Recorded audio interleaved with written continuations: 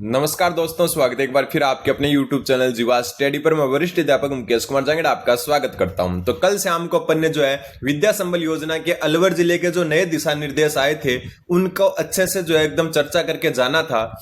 उसके बाद में बालोतरा के भी कुछ जो है नए दिशा निर्देश आए थे, लेकिन देर रात को जो है निदेशालय बीकानेर द्वारा एक अलग ही दिशा निर्देश जारी किए गए और उसके बाद में आपके मन में वापस डाउट शुरू हो गए। क्यों? क्योंकि इसमें एक तो जो है फर्स्ट ग्रेड के बारे में ही लिखा हुआ है सिर्फ, और किसी के बारे में नहीं लिखा हुआ। ठीक है, तो अब जो है ज्यादातर ग्रुप्स में ये चल रहा है कि प्रथम चरण में सिर्फ और सिर्फ फर्स्ट ग्रेड वालों को लेंगे। तो वो सारी चीजें अपन इस वीडियो में क्लियर करेंगे। उससे पहले अगर आप चैनल जीवा स्टडी पर नए हैं तो चैनल को सब्सक्राइब कर दें और आप जो है टेलीग्राम पर जाकर जीवा स्टडी सर्च करें। वहां पर 9000 से ज्यादा स्टूडेंट जुड़ा हुआ एक ग्रुप आएगा, उसको आप ज्वाइन कर लें, क्योंकि जो भी अपडेट होती है मैं वहां पर सबसे पहले आपको बता देता हूं। वीडियो क्या हर बार नहीं बनाया जाता, तो आप वहां जरूर जुड़ सकते हैं टेलीग्राम पर जीवा स्टडी सर्च करके। ठीक है, 9.1K के आसपास स्टूडेंट वहां पर जुड़े हुए हैं। अब अपन बात करते हैं जो नया देर रात को एक जो निदेशालय द्वारा एक परिपत्र जारी किया गया था उसके बारे में। सबसे पहले मैं बता दूं कि अलवर, कोटा और बालोतरा इन 3 जिलों की नई गाइडलाइन जो है जारी हो चुकी है, और वो गाइडलाइन जो आपकी इस बीकानेर निदेशालय के जो परिपत्र है उसके अकॉर्डिंग है।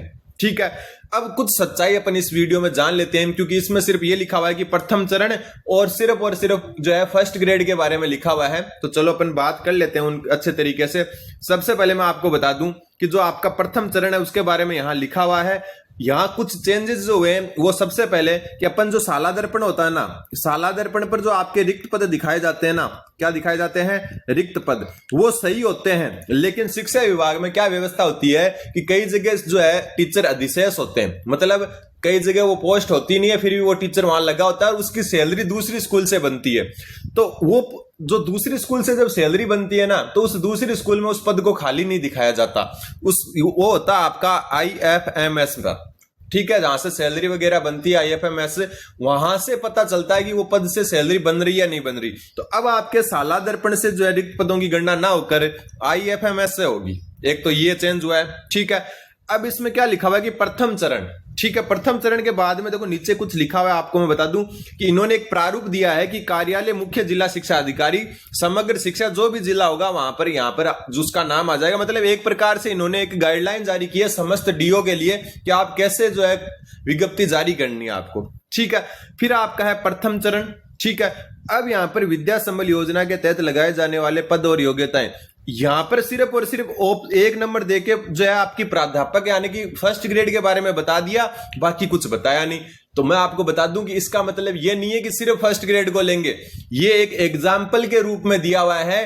कारण कि निदेशालय के अंडर में फर्स्ट ग्रेड वाले ही आते हैं, सेकंड ग्रेड JD के अंडर में आते हैं संभाग के अंतर्गत, और थर्ड ग्रेड वाले DO के अंतर्गत आते हैं जिले के अंतर्गत। तो यहां पर एक एग्जाम्पल दिया हुआ है, ना कि प्रथम चरण में सिर्फ फर्स्ट ग्रेड को लेंगे, ये अफवाह है सिर्फ। ठीक है, हर एक ग्रेड को लेंगे, क्योंकि इसी के बेस के ऊपर अपने पास तो ये लेट आया था, जो अपने शिक्षा विभाग के ग्रुप हैं जो ऑफिशियल, उनमें ये पहले ही आ गया था। उसी के बेस पर जो है अलवर, बालोतरा और कोटा ने दिशा निर्देश जारी किए हैं। बालोतरा और कोटा ने, मतलब यहां सिर्फ फर्स्ट ग्रेड लिखा हुआ है, इसका मतलब सिर्फ फर्स्ट ग्रेड नहीं है, ये एक एग्जाम्पल दिया है कि आपको ऐसे गाइडलाइन जारी करनी है। समझ में आ गया आपके?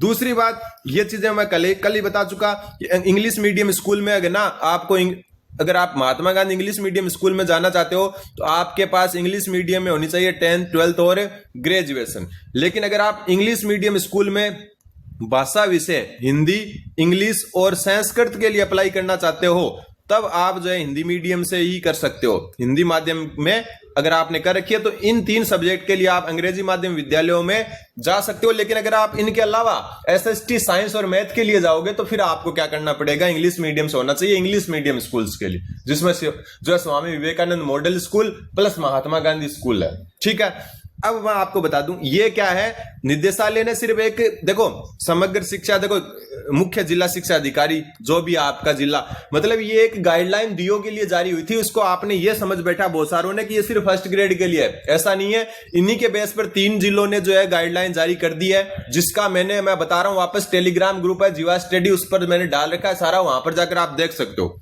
ठीक है, ये बात क्लियर। दूसरी थोड़ी सी चेंज होगी कि सेवानिवृत्त कार्मिकों को प्राथमिकता प्रदान करके वरीयता में ऊपर रखा जाएगा। ये थोड़ा सा क्या नेगेटिव पॉइंट है नए स्टूडेंट्स के लिए कि जो सेवानिवृत्त कार्मिक है उनको वरीयता प्रदान करके ऊपर रखा जाएगा, लेकिन वो भी 65 वर्ष की आयु तक ही होने चाहिए। कितने वर्ष की? 65 वर्ष की आयु तक होने चाहिए। तो ऐसे बहुत कम मिलेंगे, मेरे हिसाब से तो ना के बराबर मिलेंगे, कुछ हो सकता है मिल जाए। ठीक है। दूसरा चेंज क्या किया इन्होंने कि 75% तो आपके शैक्षणिक योग्यता के और प्रशैक्षणिक योग्यता के 25% अंक भार जोड़ा जाएगा। मतलब 10th 12th यूजी पीजी इनका तो आपके कितना 75% जोड़ा जाएगा, और बीएड और बीएसटीसी जो भी आपके पास है उनका जोड़ा जाएगा 25%। ये एक गाइडलाइन दी है। अब जो चाहे वैसे जोड़ सकता है, डीओ पर छोड़ दिया कि आप 75% को कैसे भी बांट लो। जैसे अपने अलवर वाला देखा था, उसमें जो है आपका फर्स्ट ग्रेड के लिए 5% यहां पर कर दिए, ठीक है, 10% यहां कर दिए।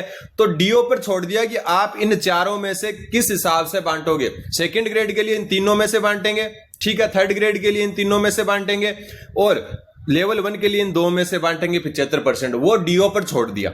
समझ में आ गया आपके? फिर आपकी जो है परिवेदना प्रस्तुत करना, ये आपकी पूरी जिला स्तरीय जो परिवेदना समिति है उसका दे दिया। ठीक है। ये वापस मैं बता दूं एक एग्जांपल दिया है। ठीक है। इसका मतलब ये नहीं है कि सिर्फ प्राध्यापक के लिए ही आएगा, सेकंड ग्रेड थर्ड ग्रेड के लिए भी साथ में ही आएगी विज्ञप्ति। ठीक। फिर आपको जो है पूरा का पूरा देखो, नगरीय निकायों को छोड़कर नगरीय निकायों में ये दूसरे चरण में, प्रथम चरण क्यों लिखा है? क्योंकि प्रथम चरण सिर्फ ग्रामीण इलाकों में होगा। इसका मतलब ये नहीं कि सिर्फ फर्स्ट ग्रेड का होगा, वापस क्लियर कर दूं, दूसरा चरण होगा नगरीय निकायों का। कारण अभी वहां पर आचार संहिता लगी हुई है। अब पूरी जो डेट दी हुई है, अभ्यर्थियों द्वारा आवेदन जो है 1 सितंबर से 7 सितंबर कर दिया गया है। ठीक है, ये ध्यान रखना है। और 15 सितंबर को आपको ज्वाइनिंग दे दी जाएगी, यानी कि ऑर्डर निकाल दिया जाएगा, फिर आप अगले जो 1-2 दिन में ज्वाइन कर सकते हो। अब यहां पर क्या लिखा हुआ है देखो, कार्यक्रम एवं समय सारणी इंडिकेटिव है, संबंधित मुख्य जिला शिक्षा अधिकारी इसमें परिवर्तन कर सकते हैं। मतलब ये एक गाइडलाइन दी हुई है, एक बेस दिया हुआ है कि आप ऐसे जारी कर दो, थोड़ा बहुत ऊपर नीचे कर दो। ठीक है।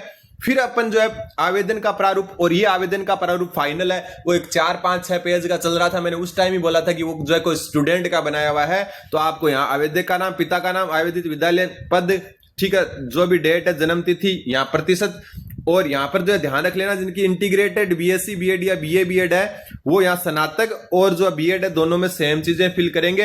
अगर किसी यूनिवर्सिटी में अलग अलग मार्क्स दिखाए हुए हैं तो अलग अलग कर सकते हो, वरना सेम करेंगे। ठीक है, ये समझ में आ गया आपके। फिर जो है क्या क्या आपके पास होना चाहिए डॉक्यूमेंट, तो 10वीं की मार्कशीट, 12वीं की मार्कशीट, ग्रेजुएशन की मार्कशीट और डिग्री है तो ठीक है, वरना जरूरी नहीं है। ठीक है, 3 साल की मार्कशीट लगा देना आप, और बीएससी बीएड वाले 4 साल की लगा देना। ठीक है। अगर आपने पीजी कर रखी है, अगर आप फर्स्ट ग्रेड से अप्लाई कर रहे हो तो जो है एमए या एमएससी की 2 साल की मार्कशीट, ठीक है, बीएड की दोनों मार्कशीट, प्लस में अगर आपके बीएसटीसी कर रखी है तो बीएसटीसी की मार्कशीट। ठीक है।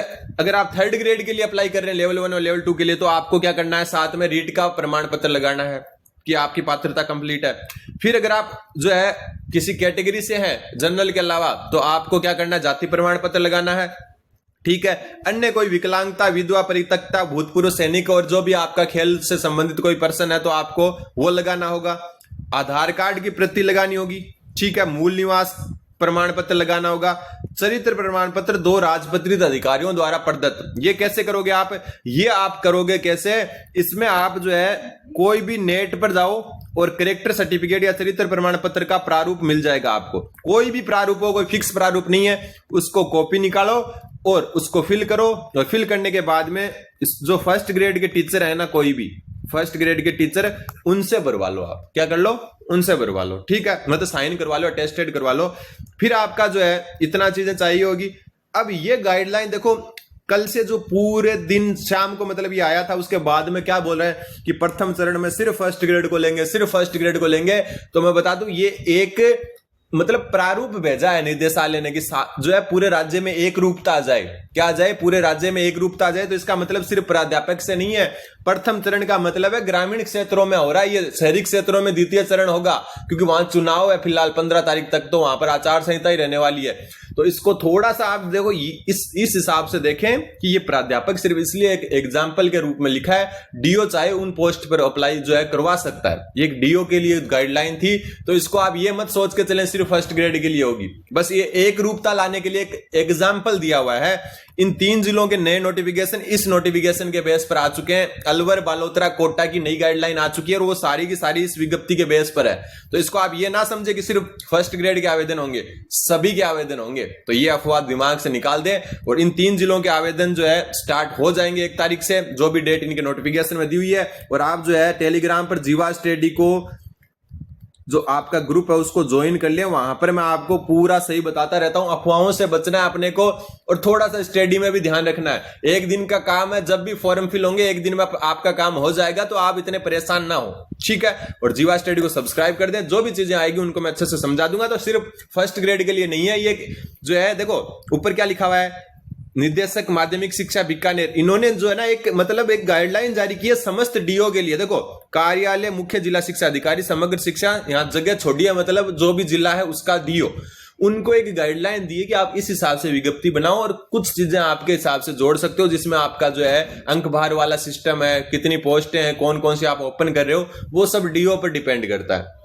ठीक है। तो ये एक एग्जाम्पल दिया था इन्होंने और आपने सिर्फ फर्स्ट ग्रेड का समझ लिया इसको, ऐसा कुछ नहीं है, ठीक है। अच्छे से जो है आप एकदम निष्फिक्र होकर रहे, जब भी आपका शुरू हो जाएगा। अब देखो, अब ये आ गया ना, तो अब धीरे धीरे सबकी गाइडलाइन आ जाएगी, अब धीरे धीरे सबकी गाइडलाइन आ जाएगी नई। और प्रथम चरण का मतलब है ग्रामीण क्षेत्र से। वापस क्लियर कर दूं, डॉक्यूमेंट मैं आपको बता चुका, 13 डॉक्यूमेंट या 12 डॉक्यूमेंट जो आप पर लागू होते हैं वो होंगे और प्रारूप यही रहने वाला है, कोई और प्रारूप नहीं रहने वाला। और किसी भी प्रकार की जल्दबाजी ना करें, आप जो है किसी भी प्रकार की जल्दबाजी ना करें। और ये देखो, ये जो निदेशालय वाला जो ये प्रारूप है ना आवेदन का, ये एकदम बेस्ट है, इसको डायरेक्ट प्रिंट निकाल लेना, क्योंकि ये जो है ना एकदम HD के अंदर है, पूरा जो है A4 साइज में, इसको निकलवा के भर लेना, फिल कर लेना। नहीं समझ में आए तो आप जो है किसी से पूछ सकते हो। बाकी मैंने एक प्रारूप भर के भी बताया था कि कैसे आपको फिल करना है, ठीक है, समझ में आ गया। अब मेरे हिसाब से जो है ना अगले 1-2 दिन के अंदर सारे जो जिलों के आ जाएंगे, आपको नई गाइडलाइन 3 जिलों की आ चुकी है, बालोतरा, अलवर और कोटा की, समझ में आ गया आपके। बाकी जो भी आएगी मैं टेलीग्राम ग्रुप में जो है अपडेट कर दूंगा उसके लिए, लेकिन आपको टेलीग्राम ग्रुप ज्वाइन करना पड़ेगा। डायरेक्ट आप सर्च कर सकते हो जीवा स्टडी टेलीग्राम पर, डायरेक्ट ज्वाइन हो जाएगा आपके। तो धन्यवाद, बने रहे जीवा स्टडी के साथ, धन्यवाद।